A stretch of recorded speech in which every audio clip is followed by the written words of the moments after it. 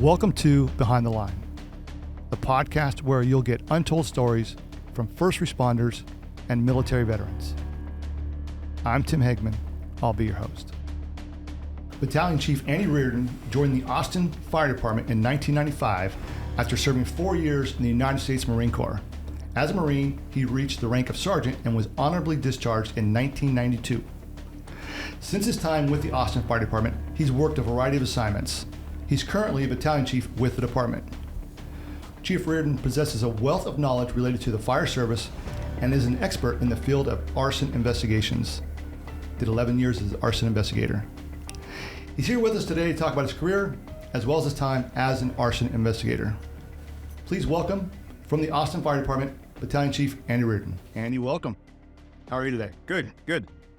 Appreciate you taking the time out. Oh, you bet. And spend some time with us to be on the Behind the Line podcast. Yeah, caught me on a full day off. Oh, good. Timing is everything. That's how the fire department works. Half day on, half day off, full day off. Yeah, very nice. Well, thank you for spending your day with us. You bet. At least some time with us. We've communicated several times, text, email, phone conversations, but we've never officially met until this morning. So it's my pleasure to meet you. You bet. Looking forward to it. Yes, sir. Same here. All right. There's a lot I want to talk about regarding your career with the Austin Fire Department, some of your assignments, your time as an arson investigator, and then talk about some cases. But before we do that, let's learn a little bit about you. Where did you grow up, go to school, your background? Born in Washington, D.C., moved there really early, probably don't remember much of it. Dad was a lifetime IBMer, so moved from D.C. to what New Yorkers would call upstate New York, a little town called Poughkeepsie. Vassar College, Marist College, the Franklin Delano Roosevelt Museum or Mansion. Lived there all the way up until high school. I graduated from high school. Spent a year and a half in the Netherlands. My dad got transferred there as IBM, so we lived in Europe for a year and a half.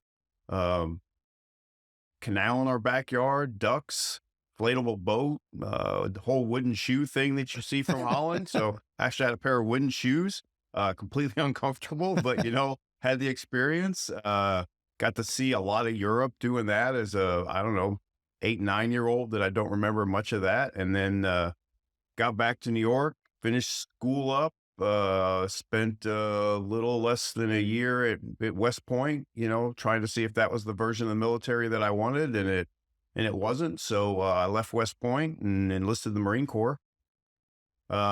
Spent most of my career in the Marine Corps in Hawaii at Kaneohe Bay Marine Corps Air Station. Met my wife there. She's a Russian translator for the Navy. Wow, okay. So we met there.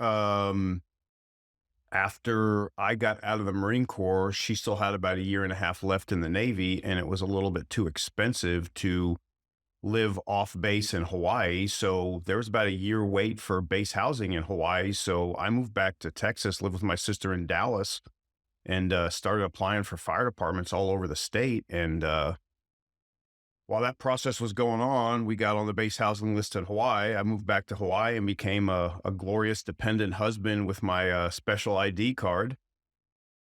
Built swimming pools on the local economy for a Hawaiian pool company. Got to really, really know the culture of Hawaii and how tight that was. And then once that she finished her career up, we moved back to Texas. She's a native Texan from Houston, and said, we're not living in New York. And I was fine with that. And then we settled on Austin, from Dallas. Her dreams were to go to, UT and get a degree, and those things change a little bit. And I've been in Austin since late 1994, I believe. And you like it? I love Austin. I love Austin. Oh. I'm a very outdoors person, and I love how you can be outside here 365 days a year. Yeah, very nice. What about hobbies? Do you have any hobbies, things that keep you busy?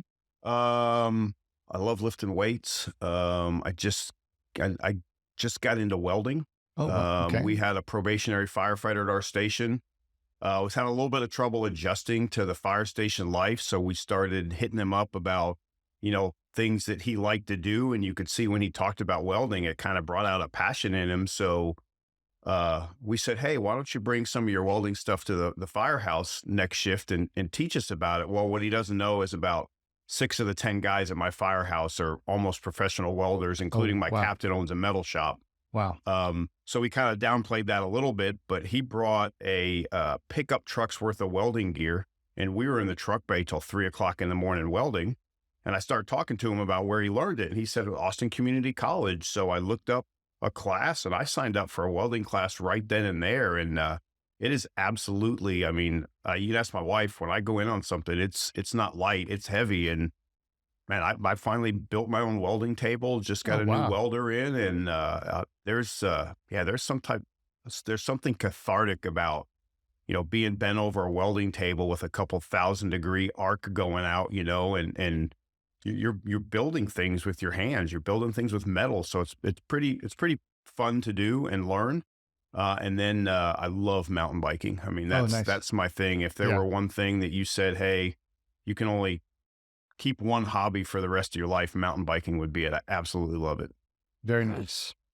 And with the welding, it's nice because the end product, you're like, okay, start with nothing and I've built this. Yeah. You just take a piece of metal and I mean, you practice your beads and all that, and then you join metal, and then like you just, I can't remember what they call them coupons, and it's a like 6-inch by 6-inch square piece of metal where you practice running beads and you go left to right, right to left, change hands. And you start to work on, getting your weld bead right and straight. And then you start joining metal and doing T intersections. And I remember the first time I brought home a T intersection, it was hacked. I mean, it was horrible, but I was so proud of it and showed my wife, and she's like, what do you do with it? I'm like, well, I grind it down and I start again and I re-weld things. Got to learn. Yeah. So that's the thing is they say the best welder's the one that's got the nicest grinder. And, I've got 2 really nice grinders. So I can make anything look professional now. Oh, good. Well, good. A nice hobby. And, the thing is, going back real quick to the probationary firefighter who's having trouble, and, maybe it wasn't this way when you started, but I know in law enforcement, oftentimes back in the day, if somebody was struggling, they struggled and they did. You moved them on and you brought somebody else in. And then over time, the training program, the probationary program really has stepped up in regard to, well, let's figure out what's going on with this person. How can we make them improve? And I would say the vast majority, once you tap into that and like what you're doing with the welding, they become successful. They do. They really do. Your patience pays off. Yeah. When I was a probationary firefighter, I mean, all I had to do was learn 500 streets in my territory and all of our policies and hydrants. Yeah. And, now it's a daily grind. I mean, their policies manual that they have to learn as probies is, 600 pages worth, daily checkoffs and equipment checks and all kinds of skill assessments. So it's completely changed the profession. Oh yeah. And for the better, because we're getting a much more very diverse group of people in the fire service these days that maybe they spent their whole life on their phone. So they don't know how to talk to people in a profession where you need to know how to talk to people on their worst day. Yeah. So trying to pull some of that out of people is an interesting thing, especially as I rose up through the ranks. Yeah. It's time. It's changed, but for the better. Yeah. Much for the better. For sure. All right. So a firefighter, you were at West Point, Vassar, you were in New York, Hawaii, Dallas, swimming pools. What made you want to be a firefighter? Is it something you always wanted to do or something that came on later in life? I remember being in boot camp in the Marine Corps in Parris Island and getting one of the drill instructors pulling me aside and saying, hey, your dad had a heart attack. Go see the chaplain. And I was like, what do you mean my dad had a heart attack? And the chaplain comes up and he says, yeah, your dad had a heart attack. We're going to get him on the phone. Call him and everything, with the drill instructor lording over you. Like, you're not crying, are you? I'm like, no, sir, not crying. And talking to my dad and he was fine from it. But, I remember then saying, well, if I had been there, I wouldn't know what to do, because they didn't teach CPR and first aid in the schools or anything back then. So it's just something that was kind of always on the back burner. And when I got out of the before I got out of the Marine Corps, I started taking fire science classes at Honolulu Community College. And it kind of like, I got the bug. And then when I was waiting to get back to Hawaii with my wife, I worked for a small volunteer department. Trophy Club was more a subdivision up by Dallas. And they didn't have any openings in fire school. Well, I wanted to be a paramedic rather, because I wanted to be able to, do that stuff. And I wanted to be a doctor when I got out of the Marine Corps, and that just didn't happen. So I kind of gravitated towards the medical side a little bit, and they just didn't have any openings in their next paramedic school. So they said, hey, we'll start running you on the fire truck. And that first ride on the fire truck, lights and sirens, there was a term that they introduced me to years on. So this is where we'll get the R rating of the thing, is they call it a rig boner. That it's just that exciting driving down lights and sirens. Yeah. And I think the first fire I made was a trailer fire. And it was everything you think of a trailer, 15 people inside a trailer, can't see, tripping over everything. And I was like, this is the greatest thing in the world. I need to do this. And then I went back and took some more classes at Honolulu Community College and started, we knew we were coming back to Texas, and just started applying for fire departments all over the state. And you got hired by Austin? I had applications in Dallas, Austin, Irving, San Antonio, not Houston, because that was too close to the in-laws.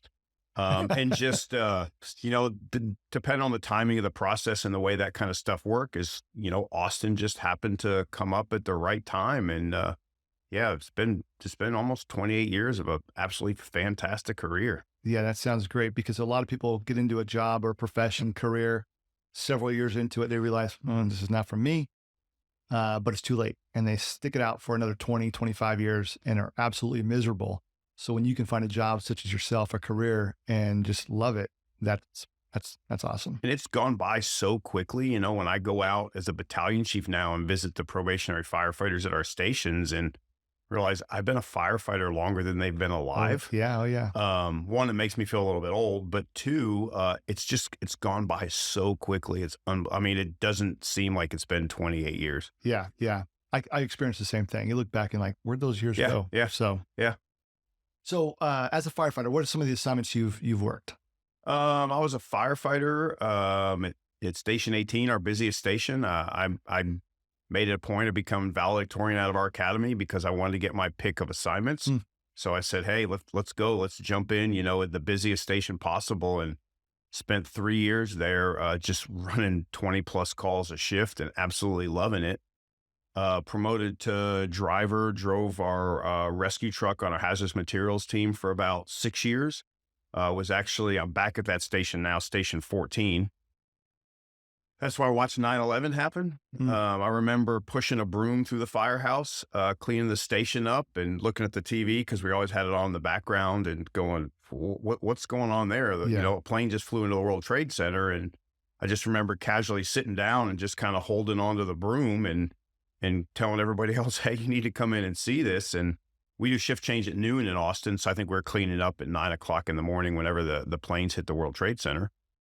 And just sitting there and not being able to get up from the seat because we were just looking for that information. Like, when they knew it was a terrorist attack, what's going to happen, and not going home. And like, it was eerie. No calls came in at all. So I think I remember leaving the station about 10 or 11 o'clock that night and going home and turning the news right back on again, just starved for information. And, then that's kind of how, I saw 9/11, and 9/11 kind of has a little bit of a different take for me, because I grew up in New York and I'd been to New York City and see the World Trade Center and that. So it had a little bit of hit a little more home for me.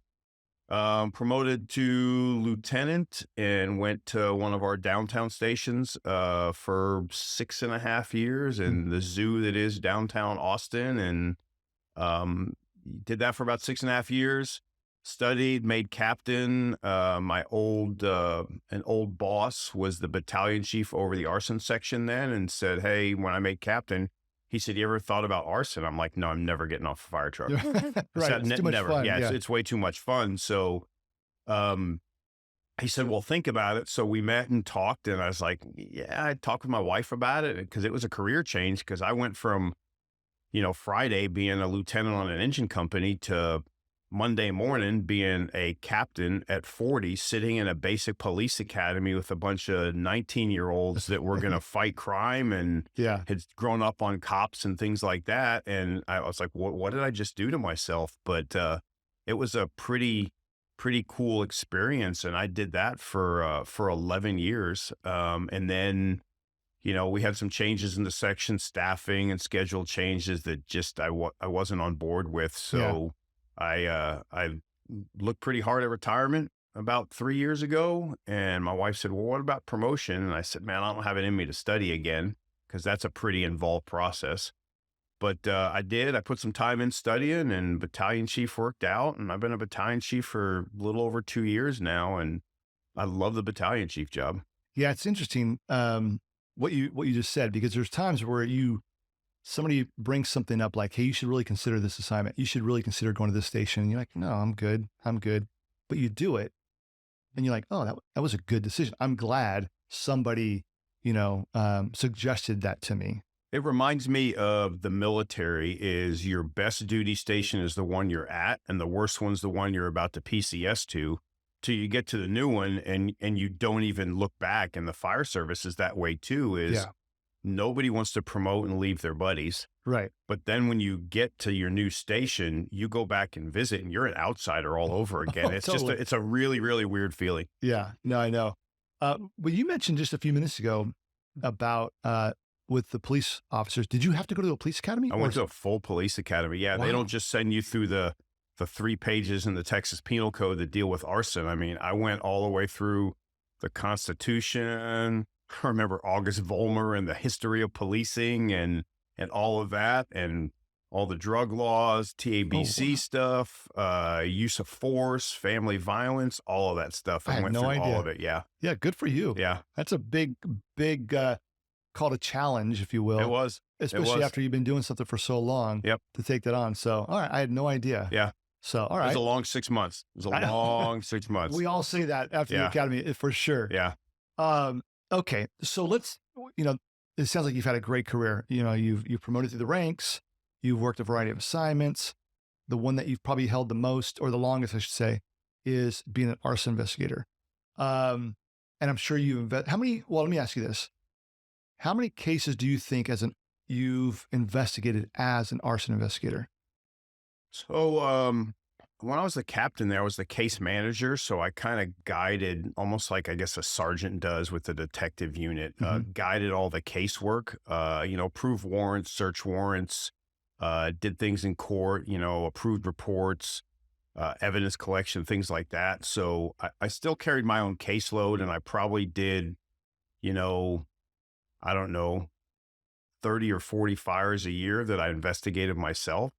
For origin and cause. But then as the captain, I mean, the arson section in Austin runs 300 to 400 fires a year that they investigate. So over a course of, an 11-year period, I bet I had read through 3,000 or 4,000 worth of fire investigations. And that's all the way from the small, homeless fire to the kid that, burned his house down by playing with matches in the bedroom, all the way up to, a multi-alarm apartment fire that completely collapsed on the ground. So yeah, a couple thousand of them that I've actually read through. Wow. So with that, so whenever so I have a better understanding, is there some type of investigation for every fire? Not every fire is, and this is just specific to Austin, but what our company officers on the fire trucks try to do and are supposed to do by policy is make a valiant effort to determine the origin and cause of the fire, is where it started and what started it. So that could be the stove was left on. It could be the resident said, hey, we just had some electrical work and that outlet had been sparking and the lights were going dim, things like that. Up to, hey, we got witness reports that some guy was seen running from the house as the fire happened. So if they can't determine the origin and cause of it, then they'll call the investigation section. Or if there's children involved, they call the investigation section. We have a pretty robust juvenile fire setter program. And if there's any type of criminal nexus to it, then they'll call the arson investigators out. Okay. That's interesting. So obviously thousands of overall investigations reviewed, lead investigator, a part of. Are there a couple that stand out for you? Like, I remember this one specifically, or for whatever reason. Are there a couple investigations that come to mind? Uh, yeah, and like we talked earlier, as I've been thinking about that since we've been talking and texting about them, and there's again thousands of investigations, but yeah, there's definitely a few when, especially when people go, because I still teach at our fire academy, and they go, "What's the weirdest case you've ever been involved in?" I'm like, "Okay, sit back. Here we go." And yeah, it's a really interesting case about an Indian woman nationality that had just come over to the United States from India as part of an arranged marriage. And so I think it was 7 days, maybe 9 days after she came in the country, she set her husband on fire in the bathtub because, as part of the covenant of their marriage, the only way to end the marriage was for him to die. And she came from a very wealthy family in India, part of a hotel empire. And he was your traditional 2-bedroom apartment, North Austin. I think he worked for the .com industry. You know, spent nights, on the TV gaming with his Xbox or whatever he was playing then. And that wasn't the life that she envisioned. So, yeah, everything surrounding that's probably the most memorable case I've ever been in. So she comes over arranged marriage. 7 days later, she lights him on fire. Or, while he's in the bathtub. Yeah. So they, and I mean, this is the way, because it took about a year and a half. I want to say the case was maybe 2018 or something. Fire department got called for a burn patient at an apartment complex. And I remember, I think I was sitting at home, and one of the lieutenants that I knew on the engine company, called and said, "Hey, this is what we have going on." And he told me the story about a burn patient thinks that they had a woman detained that they thought that set the fire. So what we would do as part of our investigation is we would send one investigator to the hospital to try and interview the burn patient before throat swells up and they start doing medical procedures and we can't. And then one person would go to the scene and start the investigation. Well, I started on my way to the hospital, and he was already in surgery. He was burned that badly. I mean, he had 3rd-degree burns on 90% of his body. Wow. So left the hospital, went to, well, back up. One of the things that the lieutenant told me was the weird thing was they said the burn victim had cotton balls in his nose. And when I went there, I said, "Man, that's not part of any medical procedure that we're allowed to do in the state of Texas as EMTs." So I remember, I think it was a DPS trooper was working off-duty security at North Austin Medical Center that day. And I said, "Hey," and the doctors are, it's the flurry of doctors around this person that's critically burned. So I can't get in edgewise to take my pictures and talk to anybody. And I remember talking to the security guard, I think he was a DPS trooper, and said, "Hey, those cotton balls that are in his nose, like, I need them for evidence." You told him that? Yeah, I told him that. Yeah. And he said, "Okay." And when we went back to the scene, I went back to North Austin Hospital, and he had already been flown to the burn unit in San Antonio. We probably have the foremost burn unit at San Antonio Military Medical Center down the road. So he had already flown him to that hospital. So I called down there and spoke to the trauma surgeon and said, "Hey, you've got a burn patient there that we think is a victim of a crime. There's some cotton balls that were in his nose. We didn't do it." And he said, "Oh, okay, I'll get them for you." I said, "If I need to drive," and this is probably 3 or 4 in the morning. So if I need to drive down there to pick up those cotton balls, I will, because I thought it was a pretty good piece of evidence. Drove all the way down to San Antonio, got the bad news that they got thrown out as medical waste. Oh, wow. So just my shoulder slumped, and I said, I can't believe that, but, finished on. And throughout the course of that night, probably spent, I think, 14 hours processing the scene with police department's homicide unit. And the way the 911 call came in is there was somebody, I think, driving through the parking lot and saw a male sitting or standing naked on the balcony just screaming, you bitch, you bitch. All I wanted to do was love you.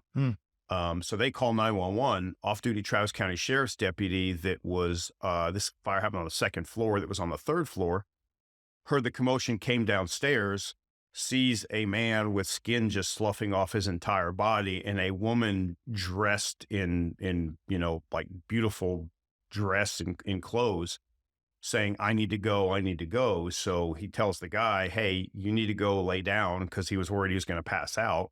And he detained the woman, and she had her bags packed, ready to go. Oh, wow. When we eventually went through the whole process, we talked to State Department people in India to get the history of this. She had a ticket bought back to India already. Wow. So he eventually goes, we try to interview her. She says, nope, I'm not talking to y'all. I think her exact words were, I know your laws are harsh in this country. I would like a lawyer. So we never got to talk to her. We did the fire part of the investigation. APD did the homicide, or it was an aggravated assault with deadly weapon at that point. So they did the aggravated assault part of the investigation. And then we just kept doing the investigation. We charged her with arson. She got arrested for that. When the victim, he died, I think, 18 months after the original case, probably had 30 plus surgeries, lost both his hands and his feet. And the case just kind of sat there for a while. And when he died, they upgraded the charge to capital murder, because in Texas, capital murder is when you murder somebody during the commission of another felony offense, which was felony arson, then it's not murder, it's capital murder. So they upped that to capital murder, and then the whole trial process started. And then that was the, gather all the evidence, meet with the attorneys and things like that. And I think that was probably the first big trial that I ever did. And being the lead investigator, I was quote unquote the star witness, and her family hired a super slick Texas attorney with the twang and the boots and everything. And I probably spent maybe a day on the witness stand. It's a long day. It's a long, long day. Yeah. And I remember grabbing the water they give you and my hand just shaking and trying to contain it. Yeah. Because they grilled me. They grilled me pretty hard for that. So that trial went on. She got convicted of the arson got 20 years on that. She got off on the murder charge, the capital murder charge. Her side did a fantastic job of convincing the jury that all she was guilty of was assisting suicide. Interesting. And what they argued was, as part of their marriage, he wanted out of the marriage, and the agreement they had that he was going to set her up and show her how to kill him so that she could get out of the marriage as an agreement. And the scenario they played out about the way that he did this suicide, it didn't work. I mean, what I believe happened was he comes home from work, and the neighbors confirm this, that she said, hey, hop in the shower. It's time for a special massage. So he's like, boom, straight to the shower. Right. Gets in the shower. There's two candles. There's one on the bedroom, the bathroom counter, and then there's one on the bathtub. And she takes a cup of gas. And this is why I think the cotton balls in his nose had to be drugged with something, because when you walk down the hallway in the apartment, first of all, it reeked of gasoline. It was so bad when we got there, we had to wait to go in and investigate till we could ventilate the apartment. There was a gas can right as you walked in the front door to the left. There was a gas can with the spout not on it. So it was just vaporizing gasoline the whole time. Was it in the house? It was in the house. In, like, if you walk in like traditional apartment, you have like a hallway closet, a coat closet. That's where it was in the coat closet. Interesting. Okay. And then as you walk down the hallway, you can see her bags on the left-hand side of the hallway. As you walk down, there's a white 5-gallon bucket, kind of like a Home Depot bucket. And inside that's 2 inches of gasoline. And then there's a blue plastic cup, like a Solo cup, in there. As you walk down the hallway, the bathroom door has been broken halfway at the knob, extending out. And when you go in, you can see the sloughed off skin from I think it's his left foot, right there as you walk in. And then as you go further in the bathroom, you can see, I think it's his right hand that's sitting on the floor, the skin just sloughed off. So what I testified to and go to sleep every night knowing that what she did was she took the cup of gasoline, threw it inside when he's laying in the tub, threw it inside the bathroom. The gasoline, which was like, in very small, almost aerosol form, found an ignition source, one of the two candles, and the bathroom flashed and burned him in the bathtub. And he's just sitting in the bathtub. So she goes to leave, thinks he's dead inside the bathtub, and he kicks his way out, which is where you see handprints on the back of the door. That's where you see skin from his foot on the bottom of the door. And he actually kicked the door out. And that's when he comes out and is like, oh my God. So then that's where the 911 caller, all I want to do is love you, and the Travis County deputy thing.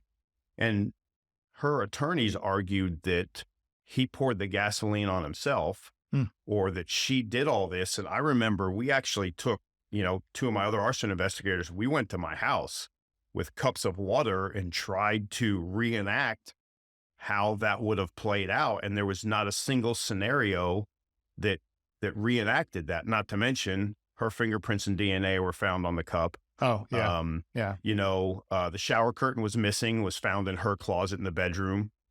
We have her on video. There was a trash can in the kitchen that had a receipt from a local Walmart. We went there and had video of her buying the candles, rope, duct tape, all kinds of other stuff. APD had searches on her computer, how to disable fire sprinklers, how to disable smoke alarms. Wow. How to set somebody on fire, and all those things as well too. So I know at the end of the day that she did this, right? Because then the backstory is, we had talked to the State Department people, and they had gone to India and talked to her family and her friends and said that she was involved in a different relationship. And that's kind of how the trial played out. I mean, I know she's guilty of capital murder. Yeah. The jury didn't see it that way.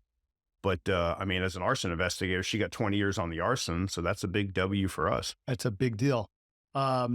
So good job there. It's unfortunate the jury saw it differently in regard to the capital murder, but anyways, we can go, that's a whole other topic. Oh, it is. It whole is. other topic there. So let me ask you, so when you talk about the two things, the cotton balls, but also you said he kicked out. Did she lock the door? Did he have to kick his way out? Or? He had to kick his way out. And what I believe happened was the flash of the fire got so hot that it basically melted the paint on the door to the frame. And that's what kept the door from just pushing itself open. But I don't believe she locked the door at all. Okay. All right. And then the cotton balls, unfortunately, evidence gone. No way of knowing, but did you have time to, or I'm assuming you did, but when do you think she would have put those cotton balls in his nose? At what point? So that's the $1 million question. And we talked about that because I think it would have had to have happened after he went into the bathroom as some type of like aromatherapy or something, because I can't imagine him walking into an apartment that smelled like gasoline, walking past a hallway where her bags are packed. There's a bucket of gasoline in there. The shower curtain's missing. The smoke detector in the hallway was removed. She taped a sprinkler over in the hallway and she taped a sprinkler over in the bathroom so that they didn't activate. I just don't see a human being walking past all that going, hey, this is odd, this is odd, this is odd, and going, okay, everything's fine. So what I think was, once he's in the shower, in the bathtub, and we know by the burn patterns on the tub that he was actually laying in a tub like most people do, that she had to have given him the cotton balls then, and somehow there had to have been something on them where he didn't smell that, and then she grabbed all this stuff and made it happen, because her fingerprints were on everything, his weren't. So I just don't see him walking past all that stuff, walking past the things that were going to kill him, to go back into the bathtub and then not notice that, or not say, hey, like I was walking, I noticed there's a bucket of gasoline there. I can smell it too. I think that she did that while he's, in the tub, getting ready for his special bath, whatever they called it. Wow. Interesting. So, you and your partners went back to your house to test, with the water. Did you testify to that during the trial? We did. We talked about the scenarios about, the burn patterns, because when you have a fire in a house, it leaves distinct patterns, smoke patterns, burn patterns, soot patterns that kind of direct you to the area of origin and then the point of origin. And the body does the exact same thing. And I want to say that her side said that, well, he poured the cup of gasoline on his head himself. Well, he can't. His fingerprints weren't on it. And then that went down to, well, she poured it on him. Well, if she's in that bathroom with the candles burning and she pours that, at some point that fire's going to flash. How does she escape on her own? I don't see that being a plausible scenario for that. And I literally think he's laying in the tub, and based on where the fire was in the far back corner of the bathroom, that she opens the door with the cup of gasoline, tosses it in, and it flashes and it burns him, because he was burned from the top down. Wow. His back wasn't burned or anything. So we know he was laying in the tub like most people would lay in a tub. The front of his face and the top of his head was burned. The back of his head wasn't burnt.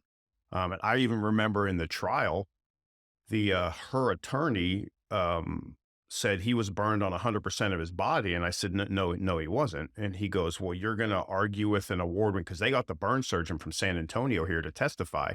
Wow. He said, so you're going to disagree with an award winning, a 25-year Army surgeon? And I said, yeah, he wasn't burned. Let's look at the pictures. Right.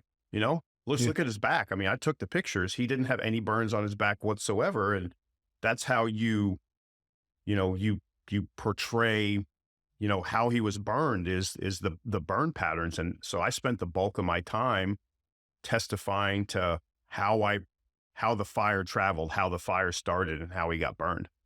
Interesting. How old was she? Do you remember? I want to say she was in her mid-20s, probably. Okay. And this happened. So she's still in prison? She is. Okay. She is. He passed away. Going back through an investigation, yours or the police, do you know, obviously this was short. It was 7 days.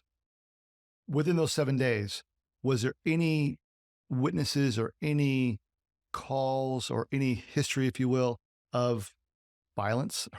Nothing that we saw. Looking up any calls for service there. No, she didn't have a car here, because we actually, when we found out she went to the local Walmart, we knew she didn't have a car. And we looked through Capital Metro, the bus service, and we knew she didn't have a bus pass. So we started going to the taxi companies, and we found the taxi driver that picked her up at the apartment, drove her to the gas station to buy the gas and the gas can, and drove her to the Walmart.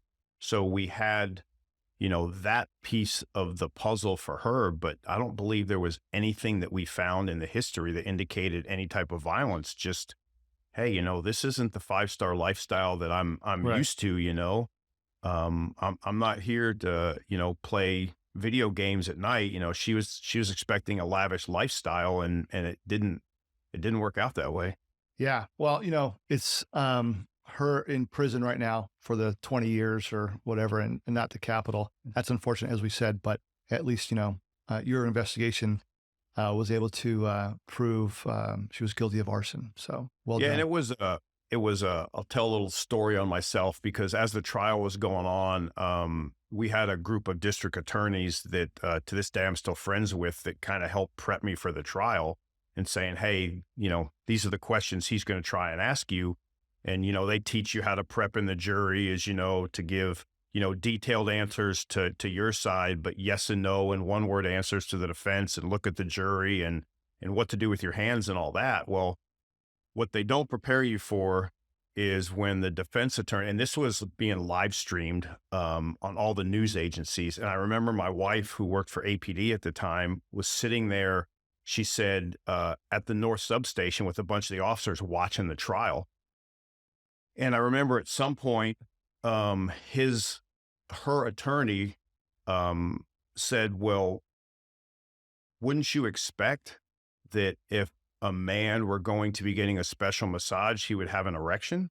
And I remember thinking, like, where's he going with this?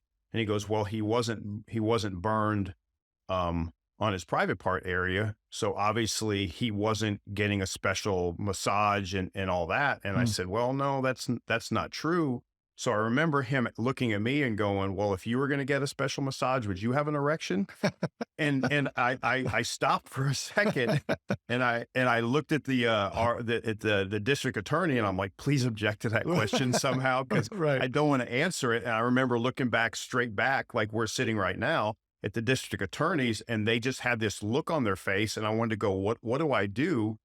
And my wife said they're all watching on TV at the North substation. And she said the color dropped out of my face when they asked that question. And everyone's like, oh my God, how's he going to answer that question? I never had to answer it, but that's something they don't prepare you for in trial prep, is the questions. They can try and anticipate what the defense attorney is going to ask you, but to try and prep you for those things, I mean, it's fair game at that point. And it's definitely fair game. And one of the things we'll talk about, I mean, a guest that you're going to have on later today, David Fugit, one of the things that I learned from him in some of his trials, because he was involved in a very famous case. Jaime Padron was an APD officer that got shot at a local Walmart.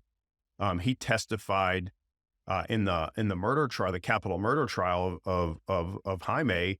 Like, his composure on the stand is something that I think on David's is something that I think all officers that are about to go to testify should look at, because the defense attorney's trying to bait you and they're just trying to put holes in your case and get you frustrated. And David did an absolutely fantastic job of just keeping composure. And I remember that going, okay, Andy, they're trying to bait you. He's trying to bait you. And he was a really, really slick, like TV Texas lawyer. Oh yeah. And a fantastic lawyer. And just like, he's just trying to get you to say the one thing that gets you the hook. And he's like, you're good. And it was tough. It was tough. But it worked out. You didn't have to answer. It did. I didn't have to answer that. Did the judge object to it or stop it? I don't remember. I don't really remember. Hopefully the DA stepped up. I believe the DA stepped up and said, Your Honor, where are we going with this? So yeah. Yeah. No, I get it.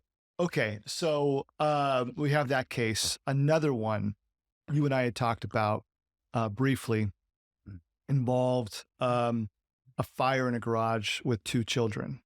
Can you give us the background, the circumstances to that, what happened to the children, and just that whole case? Sure. It was I want to say it was a pickup truck fire, a Ford F-150 fire that happened in southeast Austin.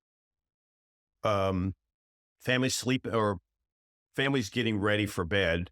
I don't know the exact time of it, but I want to say it was close to dark. Neighbors knock on the door, say the pickup truck is on fire in the driveway. So the family comes out, grabs a garden hose, puts the fire out. It had started to spread inside the house. Well, they had converted the garage into a bedroom for, I think, their 5 and their 7-year-old. And when I say converted, I mean, they just closed the garage door, put up some sheetrock and some wood studs, and the light that the kids used for their makeshift bedroom was the garage door opener light. So the fire traveled in the garage. The sheetrock did a really good job of stopping the fire's progression from the makeshift bedroom the kids had, but the smoke inhalation killed the 2 kids. And I can distinctly remember the outlines of where the 2 boys were in the bed, where the soot from the smoke, as it settled, where it went around their body, almost like, the police chalk outline. Remember when the medical examiner removed the body, is just how vivid those pictures were, those 2 boys in there. So what we determined the origin of the fire to be was in the pickup truck, and there's a known national recall, Ford, Mercury, I can't remember what else, vehicles of a speed control deactivation switch failure.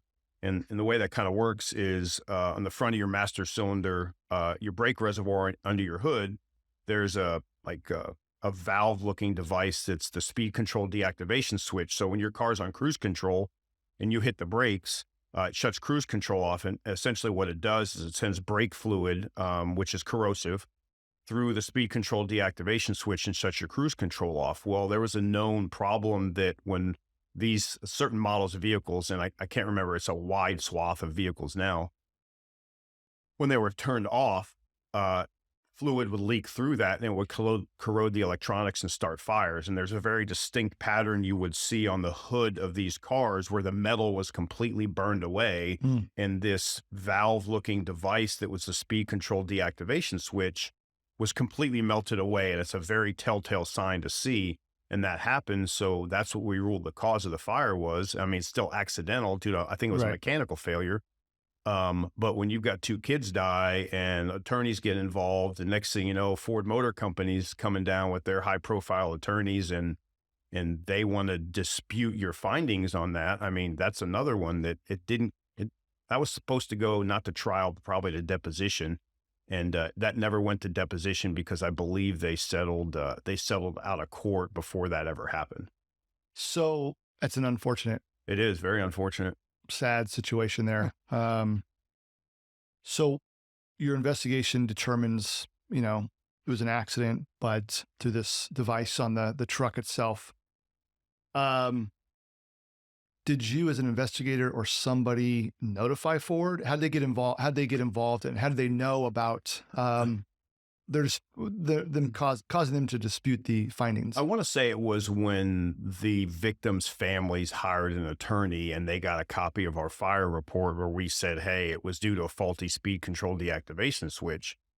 And then what I remember the back and forth going on because Ford provided us a bunch of documents, the supporting documents for our case file, was they had 5 or 6 letters that they sent to the address of record saying, hey, you've got a recall on your vehicle. You need to get it taken care of because at this point, Ford's trying to say, hey, we're not responsible. We did our part.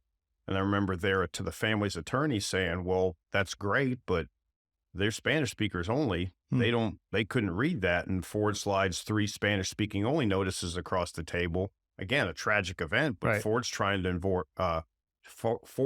avoid millions and millions of dollars of liability here.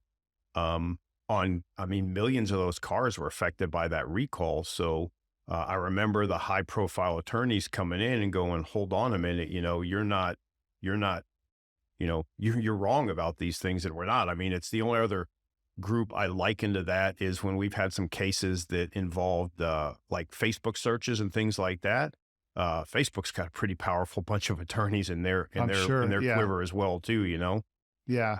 So did Ford, do you know? I don't know. And I tried to look it up ever since we talked about it leading up to this, and I couldn't find the details of it. It's pretty common with a deposition to be, the non-disclosure or things like that. Yeah. But it's interesting that honestly, I know nothing about arson investigations, but it's interesting how those 2 cases you're talking about, how you're able to determine and to point, this is the cause of this fire. Well, and some of them you can't. Right. And that's the hard part is when you're new in your fire investigation career, you want to solve all of them. And then at some point you realize, I don't know what started this. I mean, what you're looking for is ignition sources in the area of origin.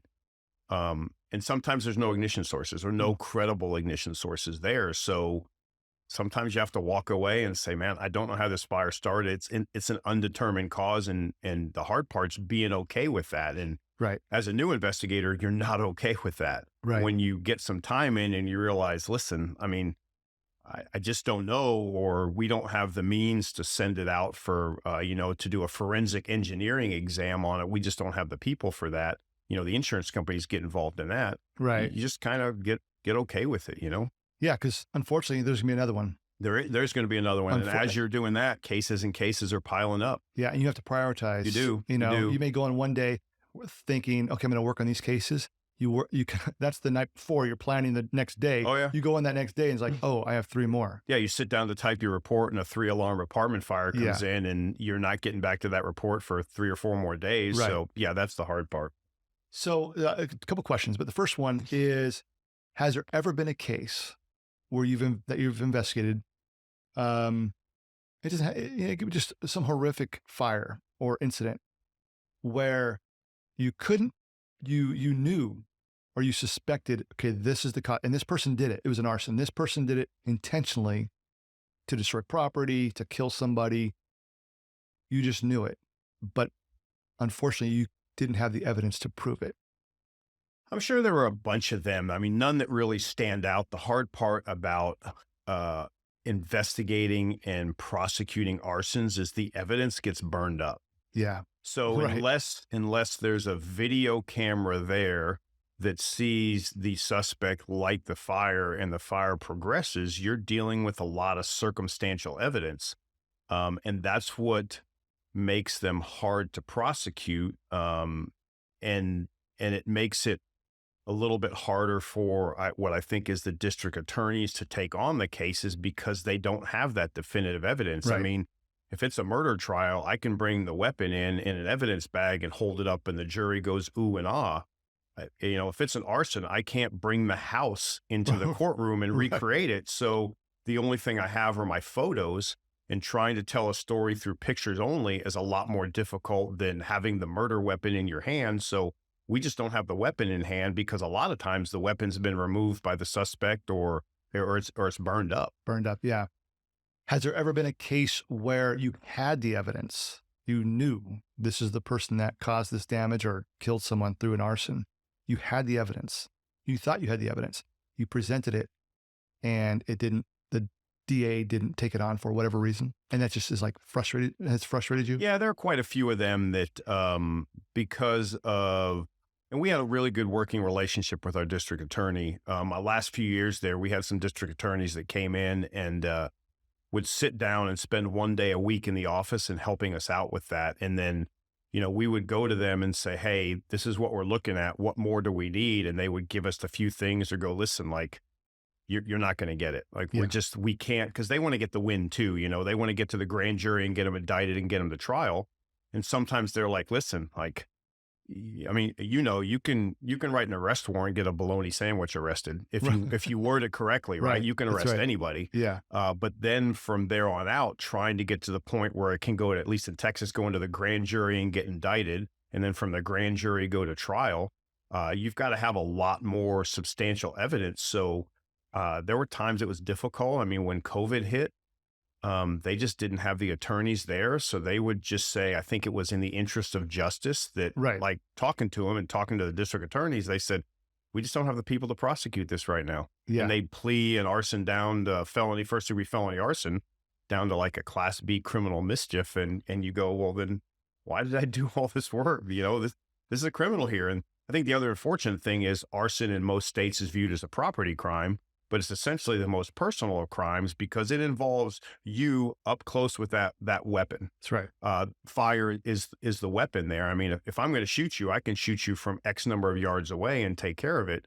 But fire, I've got to be up close and intimate with it. So until the judicial system looks at arson as a person's crime, I don't know if you're ever going to get that more, focus on it too, because then the insurance companies get involved and then there's payouts and things like that too. So also, unfortunately, is they're like, well, then it becomes an insurance matter and, they're possessions that you can get them back. So yeah, it's very frustrating for sure. So of all your cases, and you spoke about these two, it may be one of these two, is there one, for whatever reason, maybe because it was the details of the scene that you investigated, what you saw, or it was you presented this case to the jury through a trial and the person was found not guilty, or you had the evidence, or you thought, and the DA didn't take the case for whatever reason, or you didn't have the evidence, but you knew, I know that person did it. Is there one that, and I'll use the word haunt, is there one case that you can think of that just haunts you for whatever reason? No, probably not. I mean, the woman burning her husband haunts me for the fact is that I know she's guilty of capital murder. Yeah. And just, I mean, juries are what they are, and her side told a absolutely fantastic fable about how things they thought happened, and they believed it. And that's probably the one that I go, man, she did it. Like I know she did it. There's some that you go, luckily in my job, I am convinced that 100% of the people I filed arrest warrants on were guilty of what they did, regardless of what the jury says. I knew that there was enough probable cause to arrest them for it. And I felt really, really good about that with 100% of my cases. It's just that one there. I mean, because it was such a big case and a high profile case, and I personally spent a lot of time on it, that one kind of stings a little bit just because, we kind of, I hate to say it this way, we got a tie on that one, Yeah. and that's the one that kind of not bothers me, but the one I think about all the time. But, I did my part of the case. Yeah. I mean, that's all you can do is you go to bed at night knowing I didn't take this one off. Yep. I didn't not give my all. Yep. I gave my all. Here it is. And then once you give it to the jury, it's out of your hands. It is out of your hands. And it is out of your hands. And until the jury comes back, that can be an anxious number of hours or days. Oh yeah, absolutely. And I'm sure you experienced that. And even like, you have some big cases where you do trial prep and get everything set up, and then they settle out of court. Yeah. When you're sitting in the jury room or the ante room waiting for the trial to start, and they go, yeah, we don't need you. We settled out of court. And you go, man, I've dwhen 3 months of prep for this. How is that? Couldn't we have done this before? I mean, yeah, that's frustrating too sometimes. When I was a younger officer, I should say, I experienced that a couple times. And one comes out, happened probably in 1993 and 1994, and very frustrating. It was involved in a kidnapping of a couple, and the suspect got in the car, and they didn't know this person. His fingerprints were all over the car. We got him on fingerprints. We arrest him. It goes to trial, and they picked the jury, and right before it starts, the victims became scared and said, "We don't know if that's him." Yet his fingerprints were in the car. Yeah, and that was very frustrating. Yeah, but you do your best, and you do it. I mean, yeah, and then you roll the dice once it gets to the trial portion of it. So you just hope you've done enough leading up to that. And when I first got to the section, everybody was all about, well, just do the arrest first and we'll do all the legwork later. And when I got there, I was kind of looking at myself going, that's not really the right way. We should be doing all the legwork on the front end. The arrest should be the last thing. And then we should be able to hand the district attorney a case that says, here you go. We've done everything. So that sometimes was a little bit of rub between the investigators in the office, because they were of the belief that the district attorney should do all that work. And I mean, that's not what their job is. That's right. That's our job at the end of the day, is to present them with all the possible evidence. Yeah. And if we didn't, then, and they can't present a case, maybe that's our fault a little bit. Yeah. It's frustrating, but still most times I think it works out. So before we wrap up, let me ask you, so do you have any advice, anything that you would tell somebody who is considering getting into, becoming a firefighter, or someone who is thinking about becoming a firefighter and ultimately they want to be an arson investigator, or a current firefighter who is thinking about, who may just kind of dismiss being an arson investigator? Do you have any suggestions to encourage someone to take on that role? As far as the firefighter part, I mean, I want people to understand that it's a job, but it's also a big, huge family. And one of the things we're going through our department right now is a really, really good friend of mine is dying of stomach cancer. And to see the outpouring of support these last 7 months that the firefighter, the fire service has given to me and the family is absolutely unbelievable. And to convince some of the people coming up into the department that, you have two families in this world. You have your actual family, and then you have your fire family. And the fire family, I mean, I tell the cadets when I go down and talk to them is, name another profession where you're having a bad day and you want to go to work with your fire guys. And I remember pretty powerfully, we had a firefighter, a very, very well-liked, popular firefighter, shot and killed himself about 2 years ago. And I remember when I got the news, I told my wife, I said, I got to go to the firehouse. And she's like, well, why? I said, because I need to be with them. Yeah. No slight on you, but, that's not your family time. That's the fire family time. And it's just, sitting there telling stories, remembering people like that is what makes the fire service great. So I would just hope that in the digital age where the firefighters we're hiring now have spent most of their lives with their face on a digital device, that's not what we're about. Is when I was applying to be a battalion chief at the station where I'm at right now, I talked to the captain who I'd known for years, and he said, there's two places you need to survive in my world, and that's at the kitchen table and in the truck room.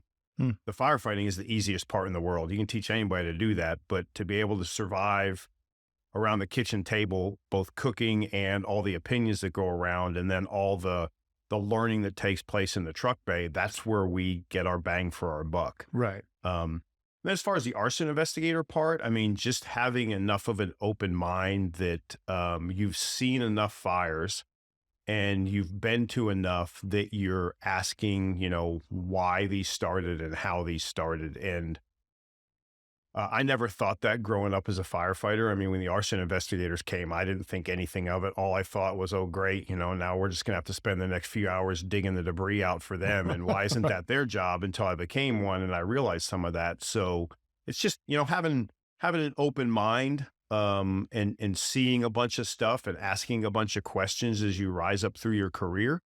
And then when you get to that point, if you become a fire investigator, arson investigator, always making sure somebody's playing devil's advocate and going, well, what if it didn't happen this way? Yeah. Can we play it this way? Because the one thing that I always made sure I had in the back of my mind was, based on my word alone, I can arrest somebody and take away their civil liberties. And that's a pretty powerful thing to realize as a police officer. Oh, yeah. I can sign on the line to a judge. And again, it depends on how you word it. Maybe you should do a little bit more of the investigation before you basically ruin somebody's life. And again, that's where there were times where I said, you know what, guys, to the section, we got to walk away from this one. We just don't have enough.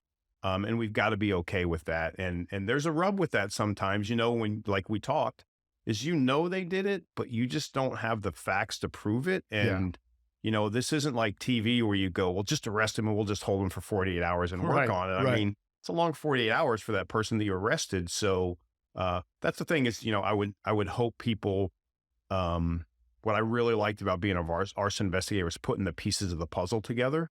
And then when you do that, going, wow. I mean, I remember, a case we had where, a high school kid, his girlfriend broke up with him, was dating another guy. And about 2 weeks after they stopped dating, the new boyfriend's Suburban catches fire next to the house where he was staying. And we knew that the ex-boyfriend had done it. Like, we just knew they talked about the tumultuous relationship that they had, and we knew he did it, and he lawyered up immediately. So we're not talking to him. Right. And we just didn't have a lot of evidence. And I was like, man, how do we solve this? And I remember, this was in the early days of Facebook. I remember going to his Facebook profile, and, I even tell kids in schools when I talk is when it's out there on social media, it's out there on social media. And his profile wasn't locked down. So I went on his Facebook page and I looked at a year's worth of posts, and I wrote down the 20 people that liked and commented on his posts the most. And I said, I need to find these people because they're the ones on his inner circle. And I just went down and I started finding them and calling them and talking to them over a month or two period. And I think I got to the 16th person, and I said, hey, I'm Captain Reardon with Fire Department Investigations. I have some questions for you about this fire. And she goes, you mean the video that he took and showed everybody? And I literally went, when can we meet? Right. And she was working at some cafe in far north Austin. And I said, tell me. She shows me the video that he sent to everybody. Of the fire. Of him on top of a very famous outlook here in Austin called Mount Bonnell. The house was way down by the water, and he's sitting up there with his selfie. In the background, the car's burning. And what she said was, yeah, and these 6 other people know about it because the day after the fire, they went to the local water park, Schlitterbahn. And the weird thing was, when they get in the car to pick him up that day, they said, man, why's your car smell of gas? And he's like, I got a gas can in the back that I use in case my car runs out. And when they went to Schlitterbahn, he said, hey, I'm just going to throw this gas can in one of the 55-gallon drum trash cans in the parking lot because I don't want the smell for the car right on the way home. And they didn't think anything of it until we start, digging in a little bit more. So, I mean, that tenacity, I mean, we could have stopped at some point and go, we just don't have enough, but just keep looking, just peel that onion a little bit more and you'll never know what you find until you find it and you go, wow, like how did that happen? So I love putting the pieces of the puzzle together. If there's one thing I miss about the arson investigation, it's, working a case like that where you're just so deep in it, you're just putting puzzle pieces together. Yeah. It's interesting because, as a police officer, you're out there you're the first one on the scene. It could be a burglary and you get there and you've handled hundreds of burglaries. This is just another burglary. And the officers do a great job. Right. But every now and then they're like, well, the detective should handle this. And, when it gets to the detective, they're like, we don't have any evidence to work with this. Yep. And it's very difficult. So when that person who didn't do it becomes a detective, they realize, oh, why are the officers doing this? But it is so important. And that was the great thing about arson was we saw the case from start to finish. Right. I mean, so we collected our own evidence. We took our own pictures. We did our search warrants. We did our own arrest warrants. I mean, we got in on the ground floor of the cell phone technology and mapping cell phones. So it was really cool to be able to see all that and not pass it off and seeing the struggles that exactly what you said, officers go, that's a detective's job too, or a detective. And you're going, those damn officers aren't doing their job right there, you know? So trying to figure out how that works. I mean, I hope we get better as a profession at that. Yeah, I think it's pretty common. It is. It's unfortunate, but I mean, hey, I was that officer one time too, so I'm not being critical. I get it. Yeah. So, all right. Well, we're gonna wrap it up here. Obviously, being a firefighter, no matter what role you are as a firefighter, it's a very dangerous profession, and I do believe that it takes a special person.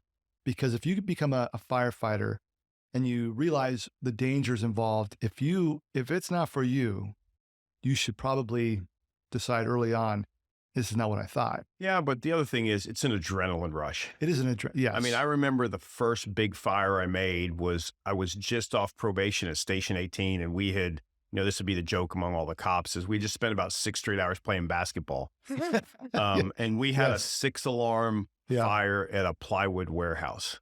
And I remember, I think we were the third in engine company then, and we were running 3 people on a truck then, not 4. And I remember, the comedy of errors, we went to hook up to the hydrant and we didn't all have radios back then and the hose became disconnected. So I didn't know what to do. I'm like, I just got off probation. I'm going to lose my job. I had to run 400 feet to the truck, pull the hose back myself, all the while the lieutenant's going, let's go, step it up. And I remember breaking a glass door to the front and crawling in a place today, we would have never been inside that, but crawling in with fire rolling over our head, dragging a hose line, trying to put it out and sitting back on the tailboard of the truck after we'd gone through probably 4 straight air bottles. Cause now you basically go through 1 and you're done. Going through 4 air bottles going, this is the single greatest job in the world. Like the adrenaline rush, you just can't get enough of it. And the joke in the firehouses are, a good fire boosts morale for 3 solid months. And so the downside is the destruction and things that happen with it. But I mean, the people that are really into the job, they're into the craft and the technical knowledge of firefighting. And that's what I love about it. I mean, that's what I love about the type A people that I work with now, man. They just want to come to work, kick ass and repeat and do that, 1 out of every 3 days. And I love that. I love that part of the profession.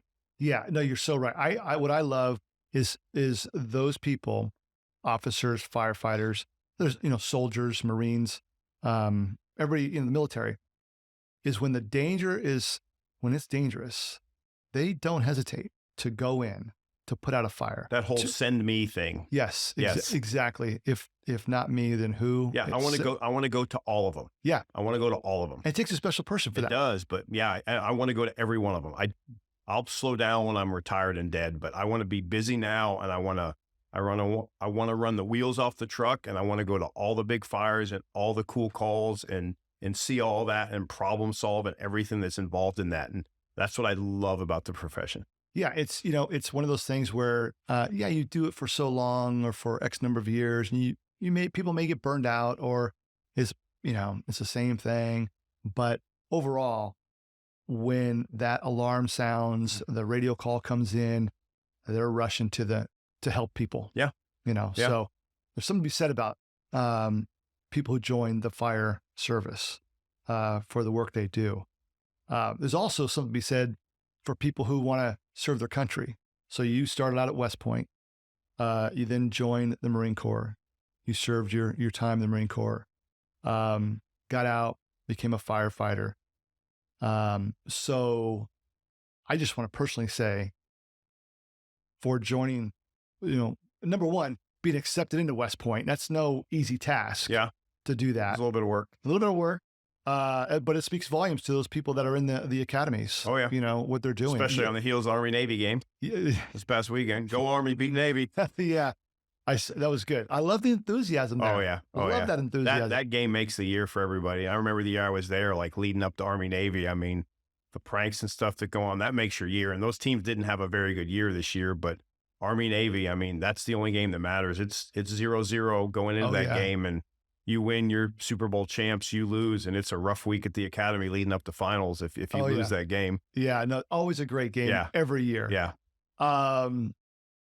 So it takes a special person to do that. So thank you for your service. Oh, you're welcome. To the nation. Appreciate support. Appreciate that. Thank you for your service as a firefighter, serving the residents, the community, business owners, everybody in the city of Austin and beyond, and for really doing work to have a voice in regard to a victim of an arson, and doing your best to make sure that the person who caused that fire, property damage, death, injury, you gave your all, didn't let up at all to be able to go to bed at night every night knowing that you gave all that you could and you did the best you could to solve that crime. So thank you very much. Appreciate that. And I really do appreciate, it's a day off for you, for taking time to be on the Behind the Line podcast. And I just hope that in the future you continue to do great things. And again, thank you. Well, appreciate it. Thanks, Tim. All right, Andy. Thanks for being here. Thank you. You bet. Thanks for listening to today's episode. If you like the show, please follow and subscribe wherever you listen to podcasts. For the show notes from each episode, visit behindthelinepod.com. If you want to support the show and hear more from our first responders and military veterans, head over to patreon.com/behindtheline. I'll see you on the next one.